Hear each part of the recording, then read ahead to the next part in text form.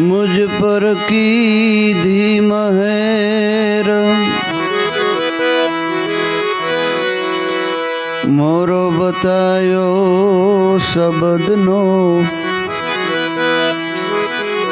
त्या उतर गया सब जेर मोरो बतायो शब्दनो उतर गया सब जेर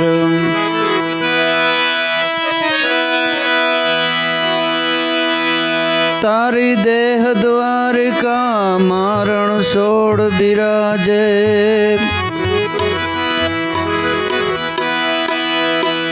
पामी द्वारा देह मां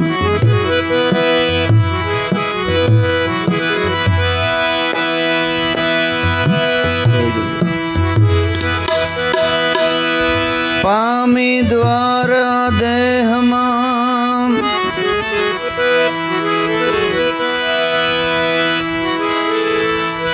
सदगुरु निशान थी करी ले काकार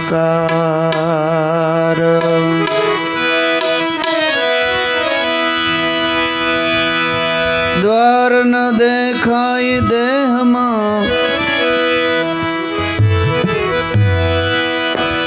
ज्यां वसे विश्वाधार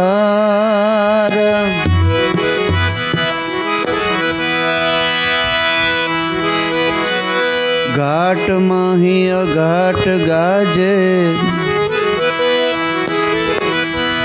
रोमे रोम रणुकार मोरली वागे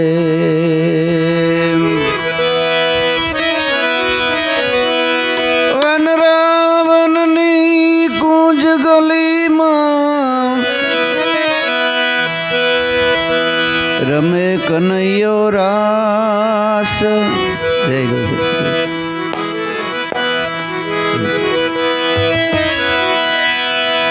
अखंड बंसी नाद माही गोप गोपी एक तार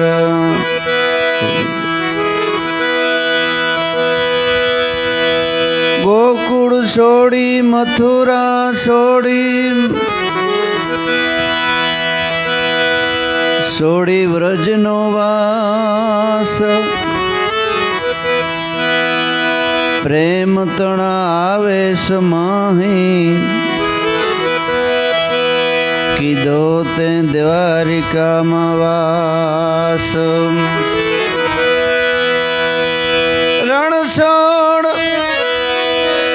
रण छोड़ राई अकड़ कड़ा छे कर्म बंधन नहीं काई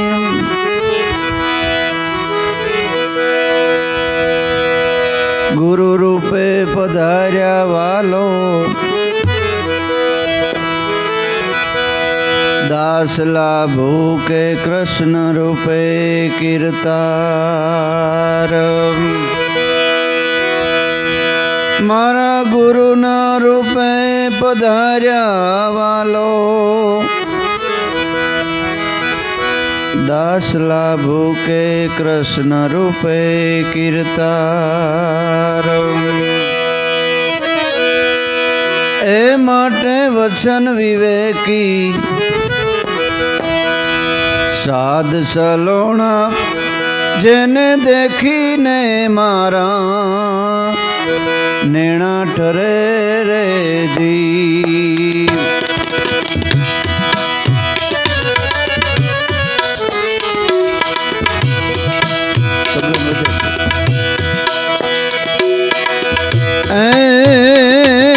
वचन विवेकी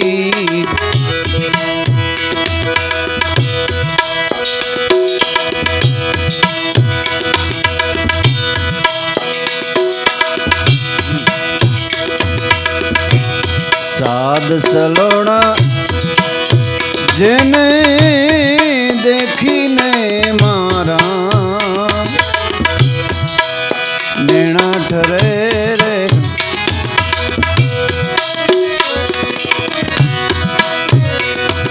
नीण ठरे अमने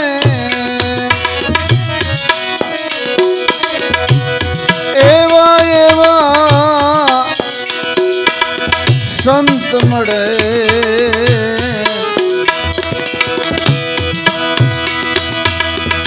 एवा एवा संत रे मड़े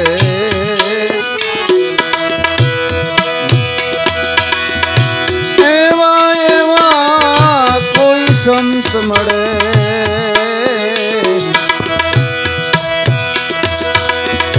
एवा वचन विवेकी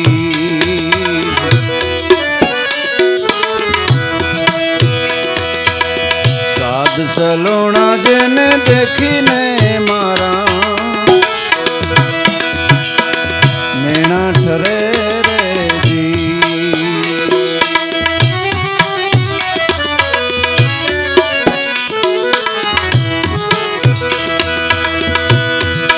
सुखना सागर अंतरना उजागर प्रेम नामनी कोई पारख करे रे जी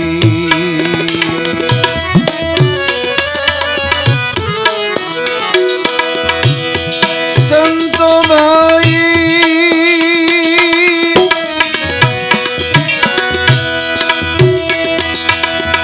सुखना सागर अंतरना उजागर प्रेम नामनी कोई पारख करे रे जी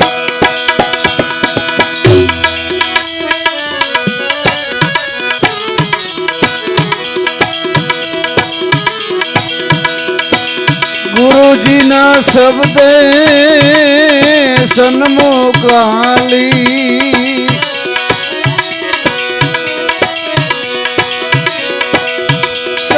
भाई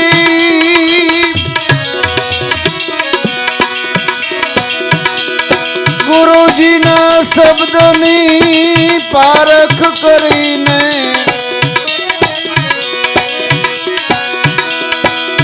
ए अविगत गतनी अंतर में धरे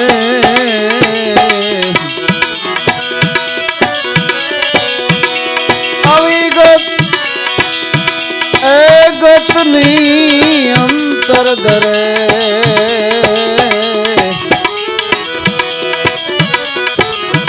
एवा वचन विवेकी साध सलोणा जेने देखीने मारा नेणा ठरे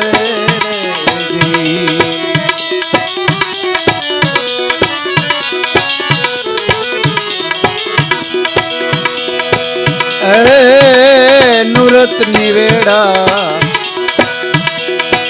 करे कोई नाम ना तो सुरता शब्द ने जय वरे रे जी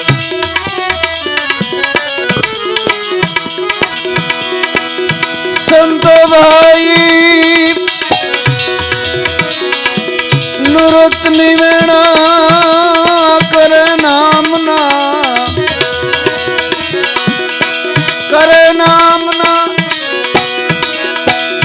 त्यारे सुरता शब्द ने जय वरे रे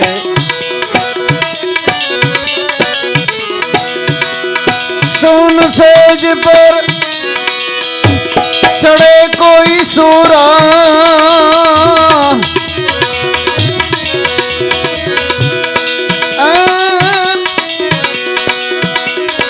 सुन सेज पर सड़े कोई सूरा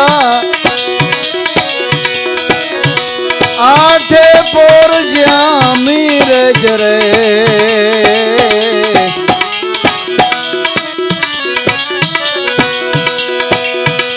संत भाई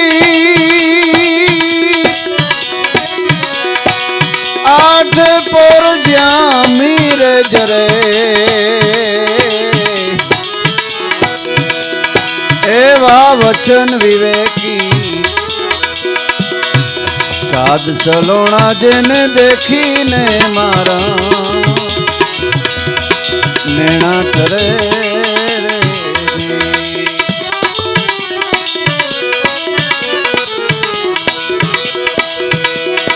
ना भी कमल थी नैना लगाड्या त्रिकुटी मेले नूर भरे रे जी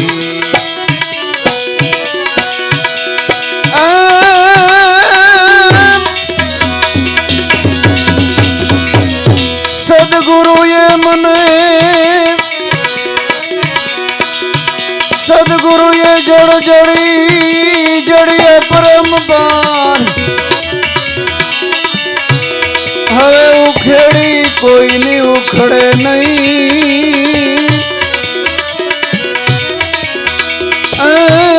भले लाखों मथे लुआर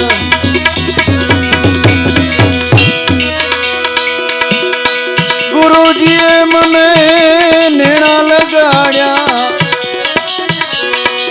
त्रिकुटी मेले नूर रे भरे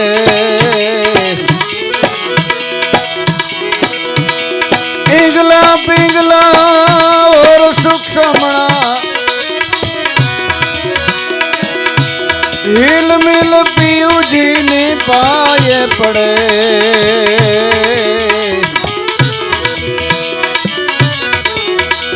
एवा वचन विवेकी साध सलोणा जने देखी ने मारा नैना ठरे रे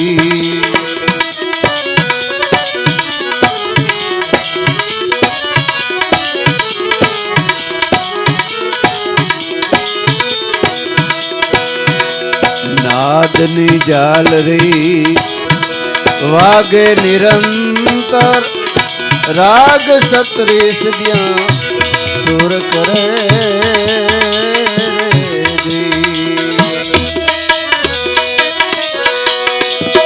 नादनी जालरी जालरी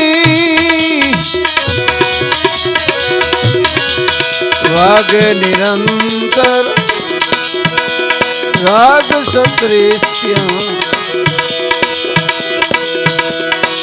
सुर करे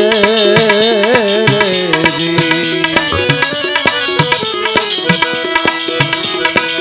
श्याम राधिका रास रमे दिया श्याम राधिका रास रमे दिया ए देखिन देवना प्रारब्ध सरे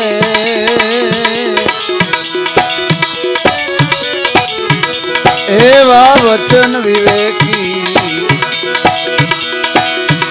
साध सलोणा जेने देखिने मारा नैना ठरे रे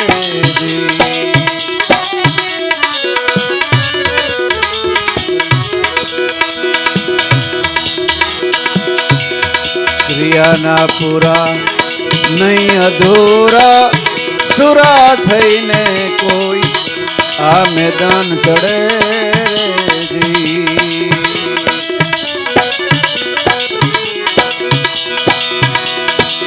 क्रिया ना पूरा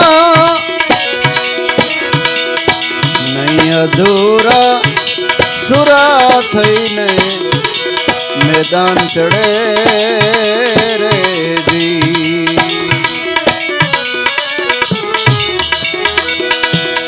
दास दयानंद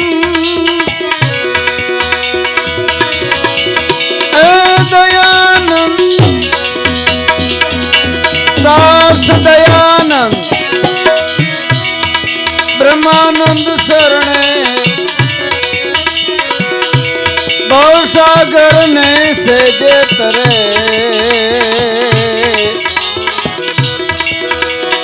भवसागर ने से जे तरे એવા વચન વિવેકી સાધ સલોણા જેને દેખીને મારા નેણા ઠરે એ નેણા ઠરે અમને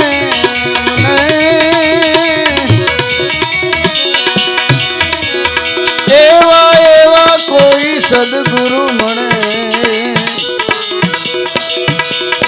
એવા કોઈ ગુરુજી મળે એવા વચન વિવેકી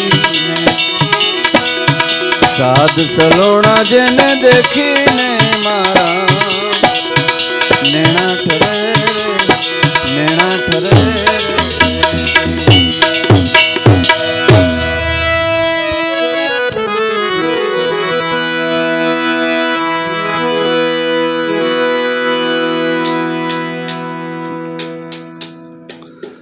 બ્રહ્માનંદ મહારાજને આ વાણી છે ભજન વાણી. બ્રહ્માનંદ એક સંત મહાન સંત થઈ ગયા.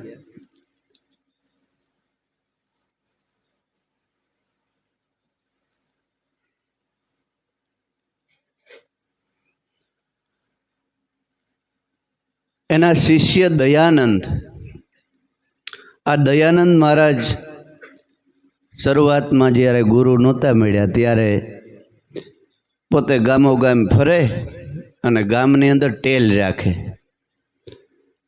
એક દિવસ કોઈ ગામમાં આવ્યા, આવો એવી ટેલ રાખી કે 500 રૂપિયા થઈ જાય ને પછી આખું ગામ જમાડવું છે. એવી મનમાં પોતે સંકલ્પ કર્યો કે ટેલમાં 500 રૂપિયા થવા જ જોઈએ, એ પછી અન્ન પાણી લેવું. અને મનમાં એવો સંકલ્પ કર્યો કે પછી મારે ગામ જમાડવું છે. કે માણસ કર્મ અને ભક્તિ માને છે, પણ કર્મથી કોઈ દી ભગવાન મળે નહીં. કર્મ એ કર્મ જ છે. ડેટકી ગમે એટલી ભૂલાય પણ હાથી ન થઈ શકે. એટલે સવારથી બપોર સુધી ગામમાં ભજન બોલે, રામસાગર લઈને બજારે બજારે ફરે. બપોરનો 1 વાગ્યો. ત્યાં માંડ માંડ 100 રૂપિયા કે 150 રૂપિયાનો ભૂકો થયો. એ વખતમાં તો 100 રૂપિયા એટલે 1 લાખ જેવા ગણાય, તો 500 રૂપિયા ક્યાંથી થાય? ગામનો વડીલ પટેલ સરપંચ સોરેથી ઘરે જમવા જતો હતો ને, મારા જ હામાં મળ્યા. એટલી લૂ આટકે. અત્યારે તો કંઈ નથી લૂ પડતી, અત્યારે પડતી જ નથી. ક્યારેક ક્યારેક લૂ એવી પડે કે સમુદ્રના પાણી આમ ઉકળવા માંડે. એટલે પટેલને દયા આવે કે મહારાજ આવો ધૂમ તડકો ને આવી લૂ અને તમને ભજન ગાવાનું કેમ ઉકલેશ? હાલો મારે જમવું જ, ઘરે જમી લઈએ. તો કે નહીં, મારે ટેલ છે. 500 રૂપિયા થાય ને એ પછી જ આ રામસાગર મારે મુકાય, ટેક્સ છે. અરે બાપુ, હું સરપંચ ને પટેલ વડીલ છે, છતાંય મારા પાસે 500 રૂપિયા ઘરમાં નથી. તો તમને કેમ 500 રૂપિયા ગામમાંથી મળે? થાય જ નહીં. એમ કરી પટેલ દયાળુ માણસ ઘરે લઈ ગયો, ખવડાવ્યું પીવરાયું. એકદમ ઉદાસ થઈ ગયા અને મનમાં વિચાર કરે છે કે આ ભગવાન બધાયની કે મળ્યા છે.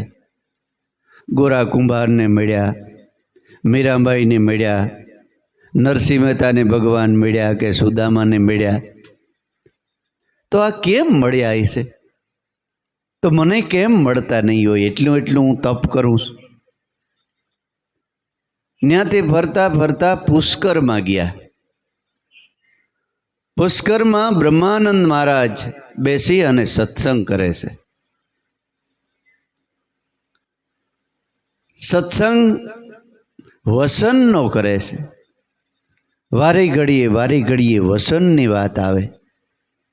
ગંગા સતીનું તમે ભજન બોલો તો વસન વિવેકી જે નર ને નારી પાનબાઈ એને બ્રહ્માદિક લાગે પાય. વસન રે જાણ્યું એની સર્વ જાણ્યું એને કરવું પડે નહીં બીજું કાંઈ. વસને થાપન ને વસને ઉથાપન વસને મંડાઈ ધણીનો પાઠ. પછી બીજા ભજનમાં લોયણના ભજન લ્યો તો એમાં એમ કીધું કે જીરે લાખા મૂળ રે વસનનો મહિમા છે મોટો એને કોઈ સંત વિરલા જ જાણે. જીરે લાખા મૂળ વસનનો મહિમા છે મોટો. એમાંય વસનની વાત આવી.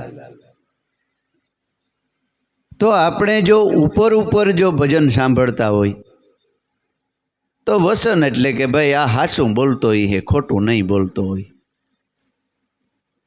પણ મહાપુરુષો આવી સામાન્ય વાત ભજનમાં ન ગાય. બહુ એનો મર્મ કંઈક ઊંડો હોય. સંતોની વાત સામાન્ય ન હોય. સંતોની વાત જો સમજવી હોય ને તો સંત પાસે જવું પડે. આ સંતોના મોઢાની વાતું છે અને એને સમજવી હોય ને તો સંતના શરણે જવું પડે. ખાલી ભગવું ડોકમાં નાખી લેવાથી સંત બનાતું નથી. કપડાં બદલાવવાથી સંત બનાતું નથી. ઘરબારનો ત્યાગ કરવાથી સંત બનાતું નથી. જટા વધારવાથી કે દાઢી વધારવાથી સંત બનાતું નથી. કોઈ જ્ઞાતિ ઊંચી જ્ઞાતિ કે નીચી જ્ઞાતિમાં જન્મ લેવાથી સંત થઈ જવાતું નથી. તો સંત કેવી રીતે થવાય છે? એ સંતોએ સંતવાણીમાં લખ્યું છે કે જેનામાં દયા, ગરીબી, બંદગી, સમતા, शील, सुध्यान इतना लक्षण है साधुना कहे कबीर कर विचार. આપણે 5 મિનિટ કે 10 મિનિટ ભજનમાં મૌન થઈને બેહી ન હકતા હોય અને આપણી જાતને સંત કેવરાવતા હોય તો ખરેખર આપણે શરમ આવવી જોઈએ.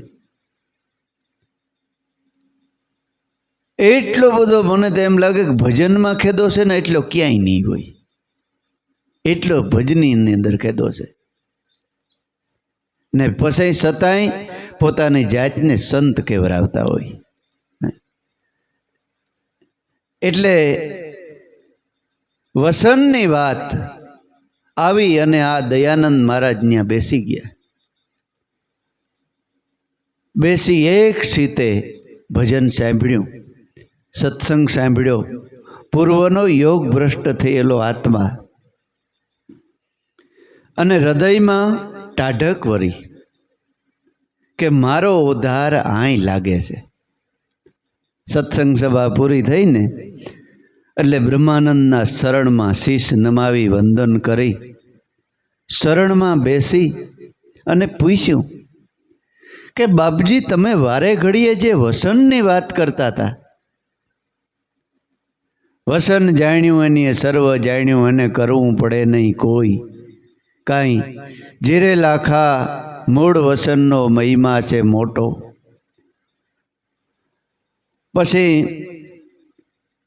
રઘુકુલ રીત સદા સલી આવી, પ્રાણ જાય પણ વસન ન જાય. પ્રાણ જાય પણ વસન ન જાય. તો એ રઘુકુળ એટલે સદગુરુનું કુળ. રઘુકુળ તમે બધાય રઘુકુળમાં જન્મેલા છે.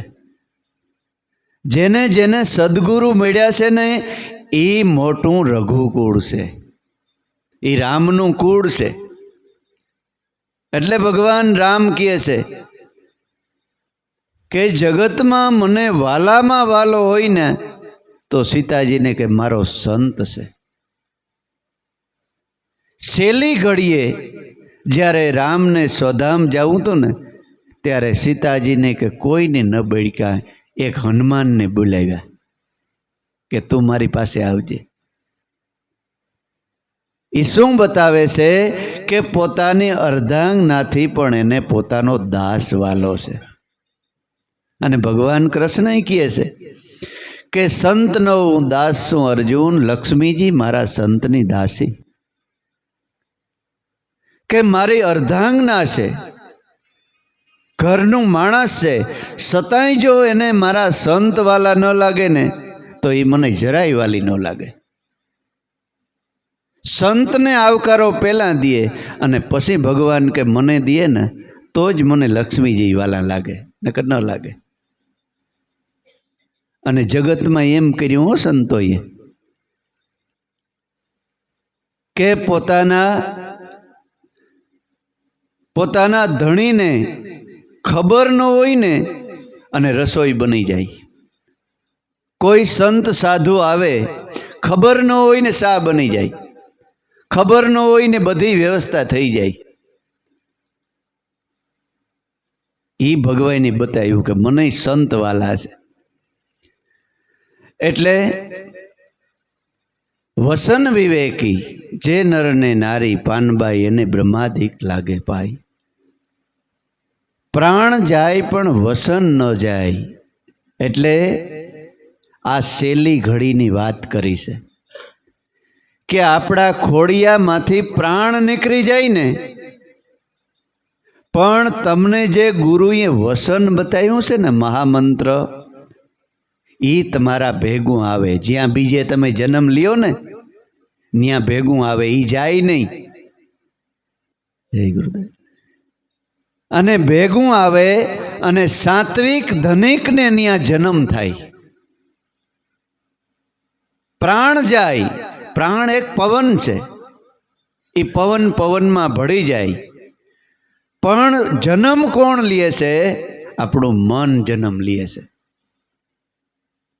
કારણ કે પ્રાણ છે ને એ વ્યાપક છે, એ બધે છે. પણ સૂક્ષ્મ શરીર જે પ્રાણ છે, જે મન છે, એ મન પાછો જન્મ લે છે. એ મનની અંદર જો સદગુરુનું વસન હોય, સદગુરુનો મહામંત્ર હોય તો એ ભેગું જાય છે. આશા જાય ને શ્વાસા અને વાસના સો મુકામ. છેલ્લી આશા એટલે સવારામ બાપાએ કીધું છે કે મરણ તિથિનો મહિમા છે મોટો, અંતિમ વેળાએ આડા તમે રહેજો, સદગુરુ મારા તમે શરણમાં લેજો. મરણ તિથિ એટલે માણા વયો જાય અને પછી જે તિથિ ઉજવે છે ને એ નહીં.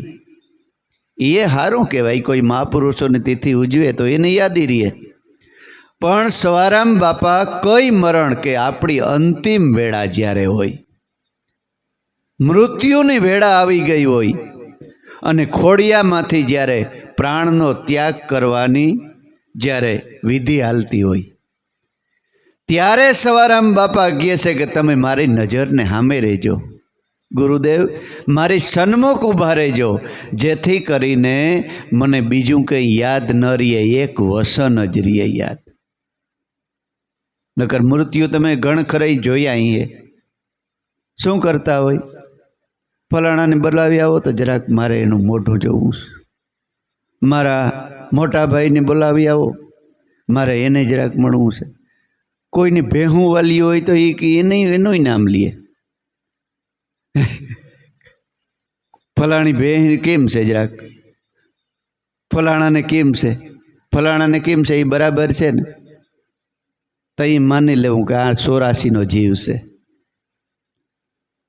કોઈની યાદ ન કરે અને પોતાના સદગુરુમાં લીન બની આંખ્યું બંધ કરી અને વસનમાં લીન થઈ જાય ને ત્યારે માની લેવું કે આનો વૈકુંઠમાં વાસ થયો છે. જેને એટલા માટે તમને વારે ઘડીએ કહેવામાં આવે છે કે બાપા ભજન કરો, વસનમાં ધ્યાન રાખો. જ્યારે પણ મન નવરું થાય કે તરત વસનમાં વયું જવું જોઈએ. જય ગુરુદેવ. કોઈ વાતચીત, કામ, ધંધો, વ્યવહારિક કાર્ય કરી અને તરત વસનની યાદી થઈ જવી જોઈએ. ભજન કરવું બહુ અઘરું છે, પણ એની યાદી રાખો ને તોય 50% ભજન થાય.